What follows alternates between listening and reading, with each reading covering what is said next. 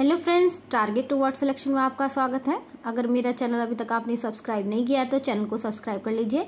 हमारी चल रही है कॉम्प्लेक्स एनालिसिस की बुक और रियल एनालिसिस की बुक मैंने एक प्लेलिस्ट में डाल दी है। आज मैं एक प्लेलिस्ट बना दूंगी जिसमें कॉम्प्लेक्स एनालिसिस के बाकी 2 लेक्चर, फर्स्ट और सेकेंड लेक्चर वहाँ पर मेंशन हो जाएगा। और आज का लेक्चर है लेक्चर नंबर 3। लेक्चर नंबर 3 में देखिए क्या है कि आज हम पढ़ाएंगे डिफरेंस ऑफ 2 कॉम्प्लेक्स नंबर। एक तो हम पढ़ाएंगे क्या, डिफरेंस। दूसरा हम पढ़ाएंगे डिवीजन। तीसरा हम पढ़ाएंगे मॉड्यूलस और एक हम पढ़ाएंगे कॉन्जुगेट। ये आज टॉपिक हम 4 अपने लेक्चर 3 में कवर करेंगे। तो पहले हम जान लेते हैं, अगर आपने वीडियो पुरानी नहीं देखी है यानी कि लेक्चर 2 नहीं देखा है तो मैं इसका जो लिंक है वो डिस्क्रिप्शन बॉक्स में डाल दूंगी, आप वहाँ से उसे देख सकते हैं। या एक कॉम्प्लेक्स एनालिसिस की मैं अलग से प्लेलिस्ट बना लूँगी जिसमें सारे लेक्चर अवेलेबल होंगे। तो पढ़ते हैं। पहला टॉपिक है हमारा डिफरेंस ऑफ 2 कॉम्प्लेक्स नंबर। तो कॉम्प्लेक्स नंबर तो हमने समझा ही दिया था कि z = x + iy होता है। उसी के बेस पर हम लेकर चलेंगे z = x + iy, यानी कि हम सपोज करते हैं z1 और z2 हमारे क्या हैं, 2 कॉम्प्लेक्स नंबर है, R2 कॉम्प्लेक्स नंबर। ठीक है, हमने ये मान लिया। तो देखिए डिफरेंस क्या होता है, z1 - z2 हमारा क्या होता है, डिफरेंस होता है। और डिफरेंस को हम कैसे शो करते हैं, क्या मैं इसको ऐसे लिख सकती हूँ, z1 + -z2। ओके, यानी केवल मैं z2 की वैल्यू है माइनस में ले लूँगी। z1 हमारा कितना है, x1, y1 और z2 कितना होगा, क्योंकि मैंने माइनस में लिया तो -x2, -y2। तो इसको सॉल्व करेंगे तो हम क्या लिख सकते हैं, x1 - x2, y1 - y2। तो इतना सा डिफरेंस है, यानी कि ये हमारा हो गया डिफरेंस ऑफ 2 कॉम्प्लेक्स नंबर। अब हम नेक्स्ट टॉपिक करते हैं, यानी कि आप अगर डायरेक्टली निकालना चाहते हैं डिफरेंस 2 कॉम्प्लेक्स नंबर का तो ये आपके लिए शॉर्ट वाला फॉर्मूला है, आप यहाँ से भी अप्लाई कर सकते हैं। एक एग्जांपल में अगर लेकर दिखाएं तो 2 + 3i है z1 की वैल्यू और z2 की वैल्यू है 6 + 4i। तो देखिए हम डिफरेंस कैसे निकालेंगे, z1 - z2, पहले में से दूसरा माइनस कर दो, यानी कि 2 - 6, और 3 - 4। तो यानी कितना हो गया, -4 प्लस -, यानी कि 3 हो गया, यानी कि माइनस लिखते हैं -i। ये आपका सीधा सीधा आंसर हो जाएगा। ऑब्वियसली आपको डिफरेंस निकालना आ गया होगा। अब हम निकालते हैं डिवीज़न इन, कर लेते हैं डिवीज़न इन कॉम्प्लेक्स नंबर। तो डिवीज़न कैसे करेंगे, देखिए फिर से वही मानेंगे कि हमारा क्या है, z1 z2 है, यानी कि हम यहाँ पर क्या मान रहे हैं, एक कॉम्प्लेक्स नंबर है AB, हम उसे कहेंगे वो डिविजुअल है किसके थ्रू, एक कॉम्प्लेक्स नंबर C, D के। तो हमारे क्या आना चाहिए, तब एक एग्जिस्ट करना चाहिए number x, y such that, इसकी थ्योरी मैं नहीं लिख रही ज़्यादा, आपको कुछ नहीं करना, आपको लिखना है complex number A, B is said to be divisible by a complex number C, D, then there exists a complex number x, y such that, कैसे लिखोगे, x, y C, D, x, y C, D। इसका डिविजुअल answer कितना है, A, B, यानी कि इसका division है। अब देखिए हमने पढ़ा था लास्ट लेक्चर में कि इन दोनों को कैसे सॉल्व करते हैं, पहले की पहले से, यानी कि रियल की रियल से, फिर इमेजिनरी की इमेजिनरी से, माइनस का बीच में साइन होना चाहिए, और प्लस वाले में क्या होगा, रियल इमेजिनरी, इमेजिनरी रियल। ये मैं लास्ट लेक्चर में बता चुकी, यानी कि पहले का दूसरे से, x, C बीच में माइनस का साइन, y, D यानी कि इमेजिनरी का इमेजिनरी, अब हम क्या करेंगे, रियल का इमेजिनरी से, यानी कि x, D + y, C। ये किसके बराबर हो गया, A, B के बराबर। यानी कि यहाँ पर हम लिख देते हैं x, C - y, D की वैल्यू किसके बराबर हो गई, A के, और x, D + y, C की वैल्यू किसके बराबर हो गई, B के। अब हम इन दोनों को सॉल्व कर देंगे। मैं देखिए डायरेक्टली सॉल्व कर रही हूँ, आप इससे मल्टीप्लाई कर लीजिए, किससे, B से, और इसको दोनों से मल्टीप्लाई करके आपका आंसर आ जाएगा सोल्यूशन। अगर मैं इसको देखती हूँ, इन दोनों को फिनिश करूँगी तो इसको करूँगी C से मल्टीप्लाई और इसको करूँगी डी से मल्टीप्लाई, तब सॉल्व करके बता देती हूँ आपको। देखिए ये मैंने सॉल्व कर दिया है मल्टीप्लाई करके पूरा, तो x की वैल्यू कितनी हो गई, AC plus BD upon C² plus D²। इसी तरीके से आप y की वैल्यू भी निकाल सकते हैं। y की वैल्यू क्या आ जाएगी, BC minus AD upon C² plus D²। यानी कि ये हमारी दोनों वैल्यू आ जाएगी, जहाँ पर हम C² प्लस D² को इज नॉट इक्वल टू 0, क्योंकि ये 0 नहीं होना चाहिए, नहीं तो इनफाइनाइट हो जाएगा। अब यानी कि Z1 हम Z2 को हम क्या लिख सकते हैं, अगर रिलेशनशिप को देखें तो Z1 upon Z2 is equal to Z1, ये इन्वर्स हो गया इंटू Z2 का इन्वर्स। हम इस तरीके से भी इसको शो कर सकते हैं। आई होप ये हमने डायरेक्टली करा है, यानी कि वैल्यू निकालने के लिए करा है, जिससे कि आप शॉर्ट ट्रिक भी इसमें अपना सकते हैं। अब हम करते हैं मॉडुलस ऑफ कॉम्प्लेक्स नंबर, यानी कि अगर आपको क्वेश्चन आता है डायरेक्टली आप x और y की वैल्यू भी निकाल सकते हैं डिवीज़न करके। देखिए अब हमारा टॉपिक है modulus of a complex number, यानी कि हम मॉडुलस कैसे निकालते हैं। आप जैसे हमने एक z लिया, z is equal to x plus IY, तो देखिए मॉडुलस कैसे निकालना है, इसका जो भी आपका ये वैल्यू रियल वैल्यू है और इमेजिनरी वैल्यू है, इनका स्क्वायर करें और रूट में लगा दें। यानी कि हम डिनोट किससे करते हैं, मॉड z से, और रियल वैल्यू और इमेजिनरी वैल्यू का स्क्वायर, ये होता है हमारा मॉड, जिसको हम बोलते हैं modulus of the complex number, और डिनोट किससे करते हैं, मॉड z से।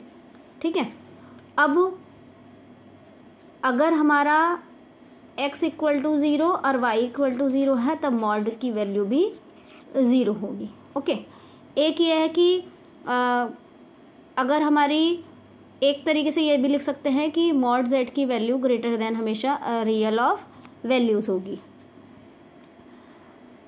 अब हम दिखाते हैं इसे कॉस थीटा और साइन थीटा की। हम सपोज हम ऐसे करते हैं कि जितनी भी रियल वैल्यूज़ हैं थीटा की, तब हम दिखा सकते हैं कि cos theta plus i sine theta का मॉडुलस, यानी कि ये कितना हो गया, cos square theta plus sine square theta is equal to 1।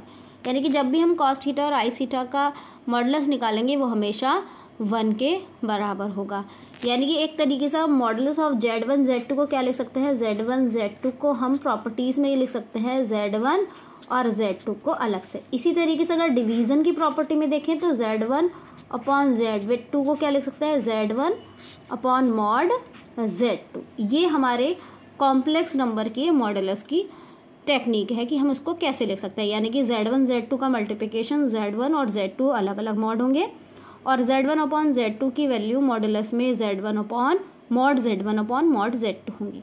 अब हमारा टॉपिक आता है conjugate of a complex number, वो कैसे निकलते हैं उससे रिलेटेड हम प्रॉपर्टीज़ भी पढ़ेंगे।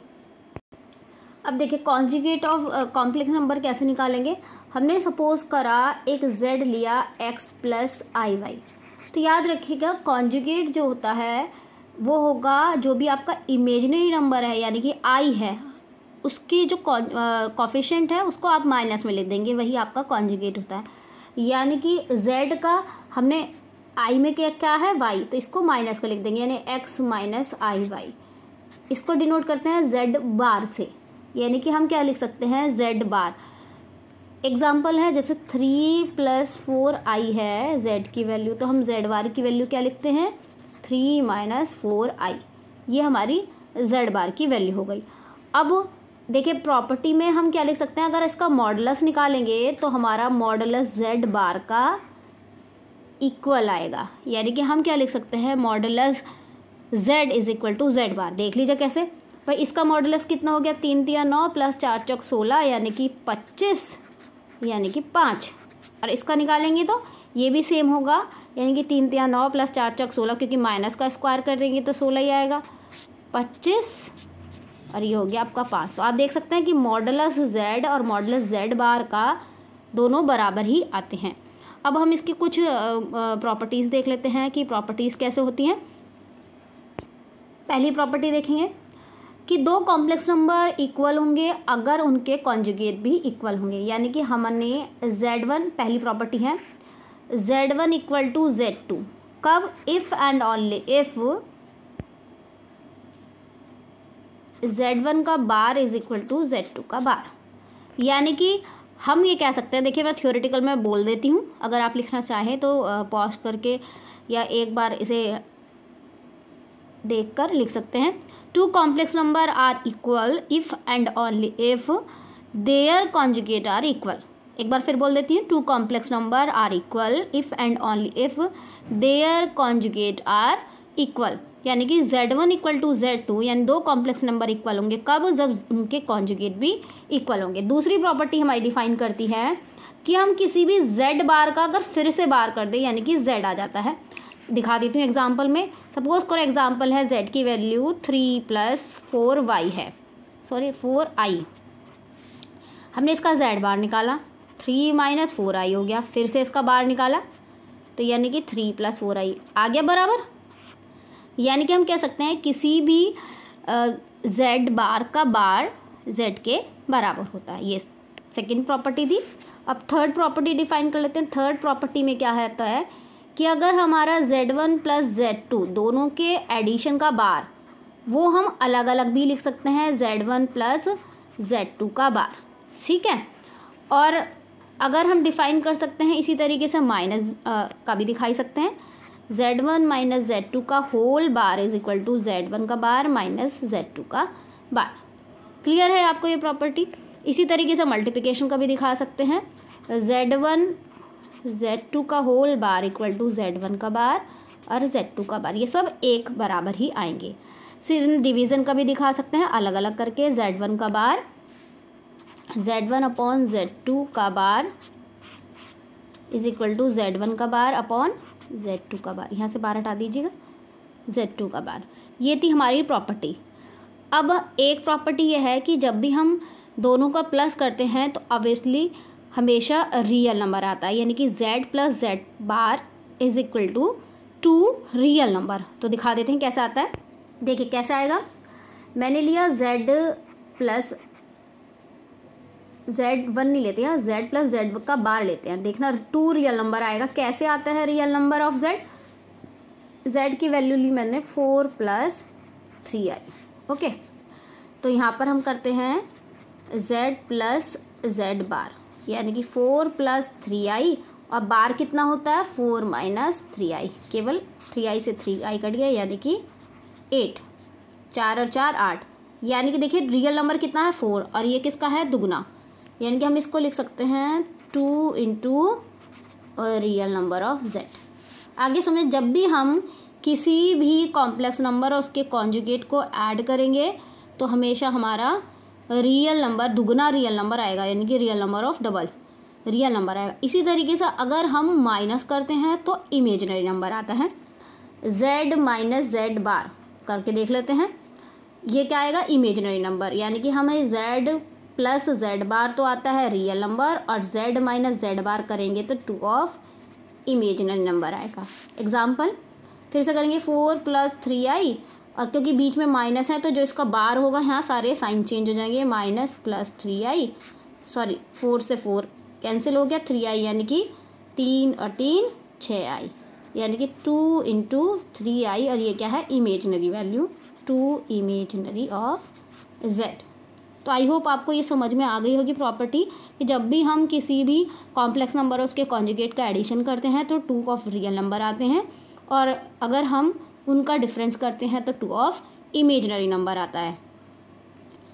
Z - Z बार की वैल्यू ऑलवेज 0 तब आएगी जब भी कोई भी प्योरली रियल नंबर होगा, यानी कि अगर सपोज करो हमारा कॉम्प्लेक्स नंबर एक रियल नंबर है, रियल नंबर मतलब उसमें इमेजिनरी वैल्यू 0 है, यानी कि हम दिखा रहे हैं 2 + 0i, यानी कि केवल हम 2 दिखा रहे हैं, कोई हमें वैल्यू दी है तो इसमें Z - Z बार की वैल्यू हमेशा 0 आएगी क्योंकि कोई इमेजिनरी नंबर ही नहीं है, इसलिए Z - Z बार की वैल्यू 0 आएगी। इसका मतलब ये प्योरली रियल होगा।